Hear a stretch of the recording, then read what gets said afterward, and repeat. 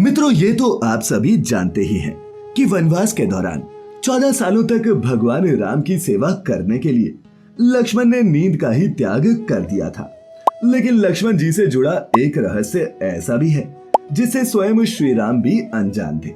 और आज की इस वीडियो में मैं आपको उसी रहस्य के बारे में बताने वाला हूँ, इसलिए वीडियो को बिल्कुल भी स्किप मत कीजिएगा। नमस्कार और स्वागत है आप सभी का द डिवाइन टेल्स पर एक बार फिर। तो मित्रों, अगर मैं ये कहूं कि लक्ष्मण भगवान राम से भी बड़े योद्धा थे तो आपको ये सुनकर आश्चर्य नहीं होना चाहिए, क्योंकि त्याग के सामने लक्ष्मण ने राम को भी पीछे छोड़ दिया था। 14 सालों तक लक्ष्मण जी ने निद्रा देवी को ये कहकर मनाया था कि अगर एक पल भी उन्हें नींद आई तो उनके बड़े भाई की सेवा में विघ्न पड़ जाएगा, और वो ऐसा कदापि नहीं चाहते। तभी निद्रा देवी ने कहा था कि तुम्हारी जगह तुम्हारी पत्नी वहां अयोध्या में सोती रहेगी। इसके अलावा लक्ष्मण ने भूख का भी त्याग कर दिया था। इन 14 वर्षों के वनवास के दौरान उन्होंने कुछ नहीं खाया, यहाँ तक कि भगवान राम उन्हें रोज फल खाने को देते, लेकिन वो उन्हें नहीं खाते। और इस रहस्य से पर्दा तब उठा जब भगवान राम लंका जीतकर अयोध्या पहुंचे।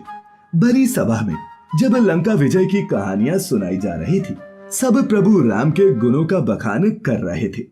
तभी गुरु वशिष्ठ ने कहा कि हे राम, आज मैं एक ऐसा रहस्य आपको बताने वाला हूँ जिसे सुनकर आप सभी आश्चर्यचकित हो जाएंगे, और हो सकता है कि प्रभु आपको इस पर यकीन ना हो। मित्रों, गुरु वशिष्ठ की ये बात बिल्कुल सत्य निकली।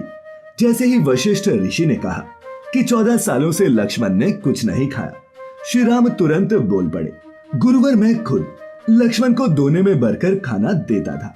वो वहां कहीं आसपास भी पड़ा नहीं होता था, तो फिर मैं इसे सत्य कैसे मान लूं? मेरे मन में इसे लेकर शंका है। इस पर गुरु वशिष्ठ ने कहा, इस शंका का समाधान अब लक्ष्मण ही कर सकते हैं। तब लक्ष्मण जी ने बड़े ही आदर पूर्वक कहा कि भैया, आप जो भी खाना मुझे देते थे मैं उसे अपनी शक्ति के माध्यम से सीधा अयोध्या भेज देता। ये बात सुनकर श्री राम ने कहा, तो क्या वो खाना अब भी यहाँ रखा है? तब लक्ष्मण ने कहा, आप मेरे साथ चलिए, मैं आपको उस जगह ले चलता हूँ जहाँ मैं पिछले 14 वर्षों से ये खाना इकट्ठा कर रहा हूँ। जब श्री राम उस जगह पहुंचे जहाँ लक्ष्मण ने ये खाना रखा था, वहाँ वो देखकर आश्चर्यचकित हो गए, क्योंकि वहाँ दोने का ढेर लगा हुआ था। लेकिन जब उन्होंने उनकी गिनती की तो पता चला कि 14 सालों के हिसाब से इसमें 4 दोने कम हैं। इसके बाद प्रभु श्री राम ने पूछा कि वो 4 दोने कहाँ गए और क्या 4 दिनों का खाना तुमने खाया है?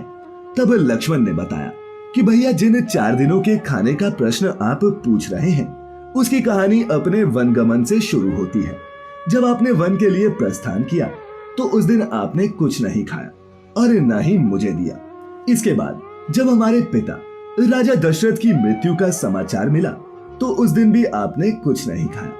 इसी तरह जिस दिन दुष्ट रावण ने माँ सीता का हरण किया उस दिन भी आपने कुछ नहीं खाया, और जब मुझे शक्ति बाण लगा तब भी आपने कुछ नहीं खाया। इसीलिए इस ढेर में 4 दोने कम हैं। मित्रों, लक्ष्मण के ये उत्तर सुनकर भगवान राम निरुत्तर हो गए।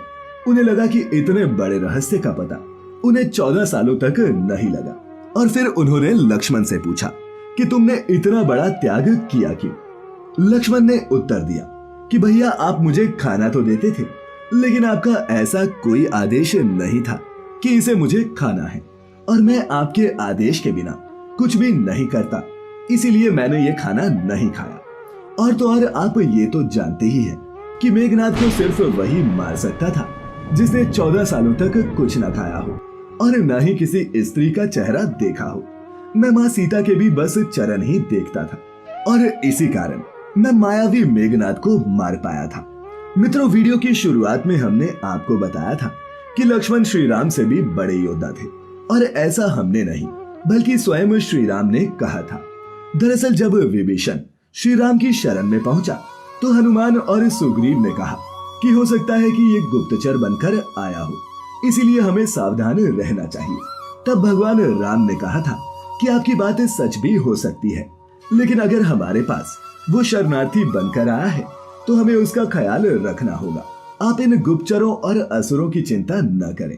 संसार में जितने भी राक्षस हैं उन्हें लक्ष्मण सिर्फ एक क्षण में खत्म कर सकते हैं। तभी तो कहते हैं कि भगवान राम सी मर्यादा और लक्ष्मण सा त्याग हर किसी के अंदर नहीं हो सकता। तो मित्रों, आज की इस प्रस्तुति में इतना ही। आपको ये वीडियो पसंद आई हो तो इसे अपने मित्रों और रिश्तेदारों के साथ साझा अवश्य करें और ऐसी सभी धार्मिक और आध्यात्मिक जानकारियों के लिए जुड़े रहें द डिवाइन टेल्स परिवार के साथ। तो मित्रों, फिलहाल आज के लिए बस इतना ही। अब इजाजत दें। आपका बहुत बहुत शुक्रिया।